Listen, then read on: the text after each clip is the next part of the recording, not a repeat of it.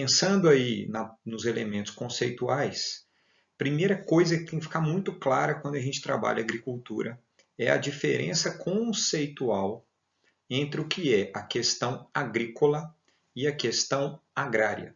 Bom, quando falamos de questão agrícola, que é o que nós vamos trabalhar nessa aula e nessa primeira sequência de aulas, a questão agrícola é o estudo do que se produz, para onde se produz e como se produz. Basicamente, a questão agrícola ela trata do uso da terra, ocupação e uso das propriedades rurais no Brasil e no mundo, que é o que vai produzir, como vai produzir e o que se produz em cada propriedade rural.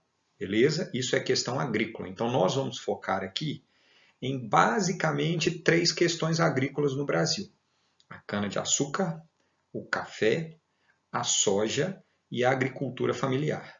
Beleza? São 4 aulas sobre esse tema: cana, café, soja e agricultura familiar, pensando numa cronologia da agricultura no Brasil. Isso é questão agrícola. Vai existir um outro pacote de aulas que a gente vai trabalhar a questão agrária. A questão agrária é o estudo da distribuição de terras em um país ou região do mundo, bem como suas implicações políticas, econômicas e sociais. A questão agrária é quando a gente fala do tamanho das propriedades rurais. É quando a gente estuda latifúndio, média propriedade, minifúndio, reforma agrária, implicações políticas, econômicas e sociais do modelo de distribuição de terras de um país, se a terra é concentrada, se a terra é bem distribuída. Então, a agrícola é a produção. A agrária é a discussão sobre o tamanho das propriedades ou o modelo de distribuição de terras de um determinado país ou região. Sendo assim, a agricultura vai ser dividida em 2 tópicos: a questão agrícola, esse primeiro conjunto de aulas, e a questão agrária, que vem depois. Tranquilo? Bom, pensando em questão agrícola, pensando então em questões agrícolas, vamos tratar agora sobre os ciclos agrícolas brasileiros. Como eu tinha falado agora há pouco, os ciclos agrícolas brasileiros serão divididos em 4: cana, café, soja e agricultura familiar. O primeiro deles é, lá no alto, é a cana-de-açúcar, que vai do século XVI, período da colonização brasileira, até o século XVIII. Então, estamos tratando aqui de mais ou menos 1530, pós-pau-brasil, até o século XVIII no Brasil, estamos falando aí em torno de 1900. Tranquilo? É a segunda metade do século... que 1900, Bruno? Em torno de 1700, beleza? Estamos falando aqui em torno de 1750. Então, a gente pode falar que o ciclo da cana-de-açúcar vai de 1530 até mais ou menos 1750, beleza? As áreas de cultivo de cana-de-açúcar elas estavam localizadas especialmente durante todo esse intervalo de tempo, 1530 a 1750, especialmente no litoral do Nordeste. A gente vê no mapa que está ali, ó, o mapa que está aqui, o mapa que está aqui no canto, beleza? A gente percebe essa faixa verde no mapa ali, especialmente o litoral nordestino, a parte de ocupação ou prioritariamente ocupada por cana-de-açúcar. Tem também um pouco no Sudeste, Vitória, Rio, Santos e São Vicente, mas prioritariamente, observa no mapa aqui do lado, prioritariamente é ocupação no litoral nordestino. Agora, por que o litoral nordestino ele foi tão privilegiado em termos da ocupação da cana-de-açúcar nesse intervalo de tempo? As condições favoráveis são, em primeiro lugar, características climáticas, um clima quente e úmido. Chove no litoral nordestino, especialmente no inverno, a gente está falando do meio do ano, abril, maio, junho, julho e agosto especialmente. Essas chuvas favorecem o desenvolvimento da cana-de-açúcar. E o tipo de solo, que é um solo de massapê, um solo extremamente fértil, é considerado o segundo solo mais fértil do Brasil. Ele perde só para o solo de terra roxa, que foi usada para o ciclo do café. Beleza? Então, característica climática, tipo de solo, favorecem do ponto de vista natural o desenvolvimento do café. Da cana-de-açúcar. Esse desenvolvimento acaba estimulando o povoamento da colônia e ocupação do seu vasto litoral. Então, a cana-de-açúcar tem um papel fundamental na ocupação do litoral brasileiro. Alto valor do produto final da cana-de-açúcar, o açúcar, na época, fundamental para o mercado internacional, acabou estimulando o desenvolvimento da cana-de-açúcar também no Brasil.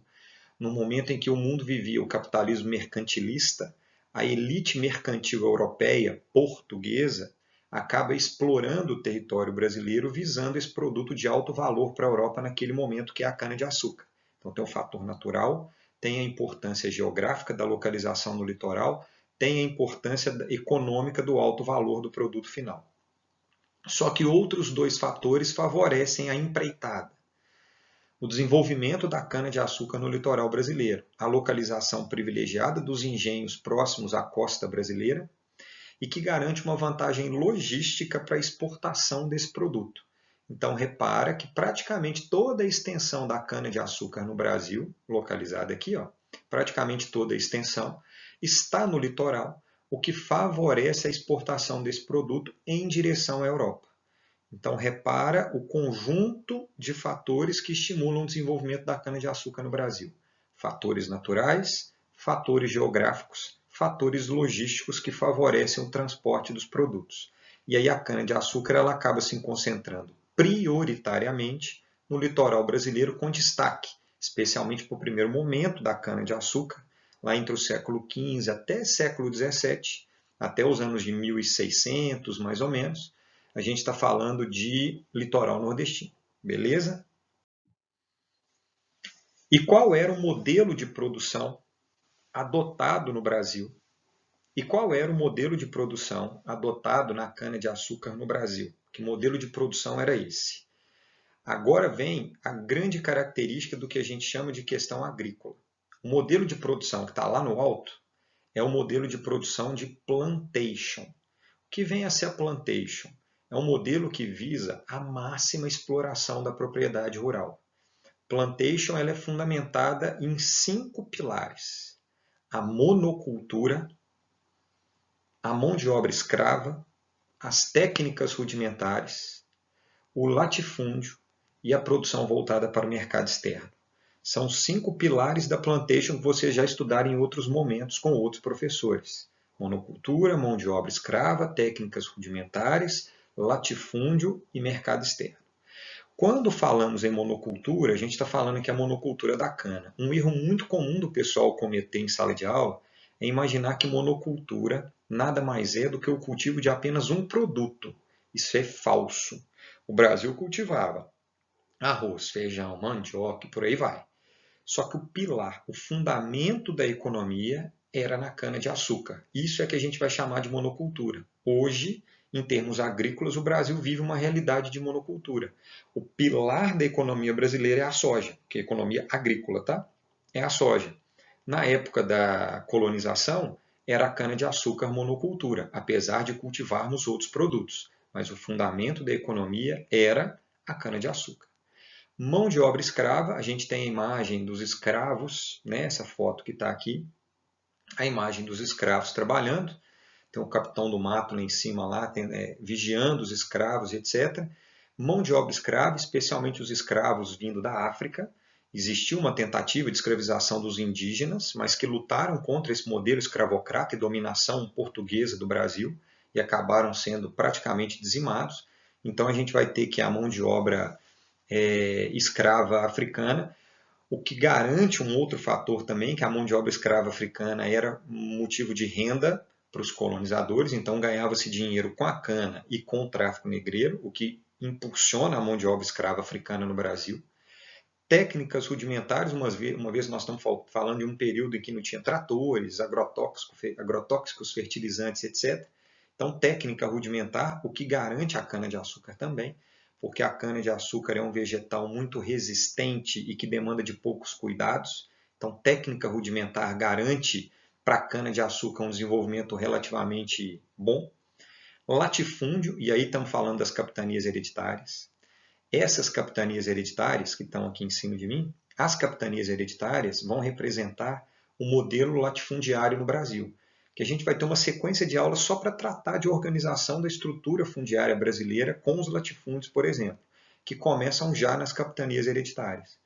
E junto com as capitanias hereditárias vem as sesmarias, que é a doação de terras da capitania hereditária para determinados grupos de pessoas administrarem e garantirem vantagens econômicas. E aí o latifúndio ele é fundamental nesse período, porque como a técnica é rudimentar, precisava de grande extensão de terra para conseguir cultivar e garantir o lucro. Em pequena extensão, a produção era relativamente pequena. Então, o latifúndio era necessário, em termos agrícolas, para garantir o lucro da produção da cana-de-açúcar. E, por fim, praticamente toda a produção era para o mercado externo. Isso é o modelo de plantation colonial. Pensa comigo, Brasil no século XXI. Dessas 5 características, qual que ainda fica? Qual é a característica que permanece no Brasil até hoje? Ou quais são as características que permanecem no Brasil em pleno século XXI? Nós temos a monocultura, praticamente a soja é o que comanda a economia agrícola brasileira. A mão de obra escrava já não é o predominante. Técnica rudimentar, o Brasil tem uma das mais altas tecnologias do mundo em termos agrícolas. Latifúndio, mercado externo. Então, das 5 características de plantation, a gente pode tratar o Brasil no século XXI com 3 principais. A monocultura, o latifúndio e a produção para o mercado externo. Isso mostra para a gente que o Brasil, em termos agrícolas, ainda vive praticamente no século XV, XVI, XVII. O Brasil ainda é colônia em termos agrícolas. Isso é fator para reflexão, tá? Não existe sociedade que mude, não existe sociedade que se modernize efetivamente do ponto de vista social, político e econômico, se ela não romper essas amarras coloniais, imperialistas que existiram e existem ainda em alguns países do mundo, e o Brasil é um exemplo disso, sendo comandado pelos latifundiários, pelas oligarquias, pelas grandes famílias agroexportadoras do país, quase no modelo português de plantation. Beleza? Bom, mas pensando nessa lógica de plantation e nessa lógica de monocultura, estamos tratando aqui, por exemplo, da cana-de-açúcar, que foi um dos modelos mais avançados de produção agrícola na história do Brasil, avançados em termos de exploração da terra. Agora, a cana-de-açúcar ela acabou entrando em crise, que a gente chama então de crise da cana-de-açúcar. Por que a cana-de-açúcar acabou entrando em crise no Brasil? E esse ciclo, que o Alexandre de História, ele não gosta muito que a gente chama de ciclo, não, ele prefere que a gente chame de período da cana-de-açúcar. Por que esse ciclo ou período da cana-de-açúcar, que foi tão importante para a economia, para a formação do território brasileiro, por que ele entrou em decadência? A gente pode listar aqui basicamente alguns fatores. Primeiro deles, a importância dos holandeses na decadência da cana-de-açúcar no Brasil. Né? Os holandeses eles invadiram a colônia, especialmente regiões do Nordeste, em 1630, comandados por Maurício de Nassau. E em Pernambuco, a Holanda acabou produzindo cana-de-açúcar e exportando cana-de-açúcar, virando concorrente de Portugal. Beleza? Então a Holanda entra no Brasil fazendo concorrência a Portugal dentro do território brasileiro e no mercado europeu. Eles acumulam experiência aqui no Brasil no cultivo da cana-de-açúcar, aprendem a plantar, cultivar, refinar, comercializar a cana-de-açúcar a partir do Brasil, só que são expulsos pelos portugueses. E ao serem expulsos, eles vão plantar açúcar nas Antilhas, o que hoje a gente conhece como Caribe. Se você observar aqui em cima, tem uma chargezinha falando sobre o cultivo ou sobre a expulsão dos holandeses do Brasil. Tá? Essa expulsão, a charge mostra isso, fala assim, os portugueses expulsando os holandeses, falando assim, vamos plantar batatas. Aí os holandeses gritam, não, vamos plantar açúcar nas Antilhas e vocês vão se arrepender de nos terem expulsado. Um dos principais motivos para a decadência da cana-de-açúcar foi a concorrência com os holandeses, que estiveram no Brasil, cultivaram cana, foram expulsos e foram plantar e vender a partir da América Central e do Caribe, conhecido como Antilhas. Essa concorrência com a Holanda acaba enfraquecendo Portugal. Associado a isso, nós temos também o esgotamento do solo de Massapê em algumas regiões de cultivo de cana-de-açúcar. Como o solo de Massapê, apesar de ser um solo muito fértil, ele foi muito explorado com técnicas rudimentares, sem rotação de cultura, rotação de terra, garantia de fertilidade do solo, ele acabou entrando em colapso. E o esgotamento desse solo diminuiu a produtividade. Então Portugal produzia cada vez menos, vendendo cada vez mais caro, para garantir o lucro, já que produzia menos, e os holandeses entraram na competição. E aí houve a decadência da cana-de-açúcar, por técnicas inadequadas que levam ao esgotamento do solo, e a concorrência com a Holanda no mercado europeu de açúcar. Isso promove a decadência do cultivo da cana-de-açúcar. Aí você fala, então, Bruno, acabou o ciclo do açúcar no Brasil. O açúcar entrou em decadência, então o açúcar deixou de ser importante, a cana-de-açúcar deixou de ser importante. De fato, como fundamento da economia, esse momento em que Portugal decai a produção da cana-de-açúcar, estamos falando em por volta do ano de 1750, é o momento em que cresce no Brasil a mineração.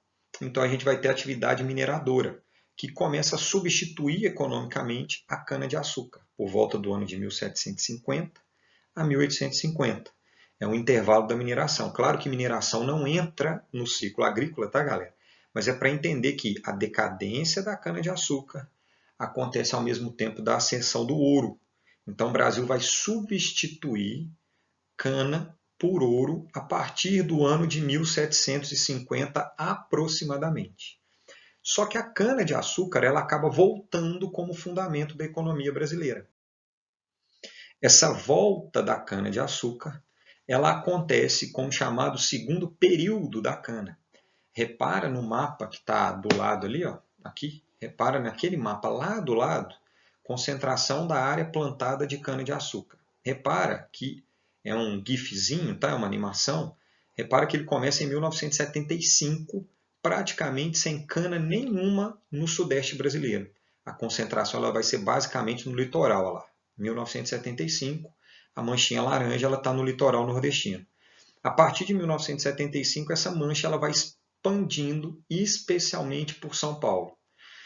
Em 1975, a gente tem um segundo período da cana-de-açúcar importante na nossa economia em função do que nós já estudamos em sala, que é o pró-álcool, que estimulou o cultivo da cana-de-açúcar para a produção do etanol, ampliou a participação do Sudeste no total da produção da cana-de-açúcar e São Paulo se tornou o polo produtor de cana-de-açúcar no Brasil. Hoje, repara na área e na cor do estado de São Paulo, que está ali, ó, interior de São Paulo, vai ficando cada vez mais vermelho, cada vez mais laranja, ou amarronzado talvez, que é aquela região do interior de São Paulo.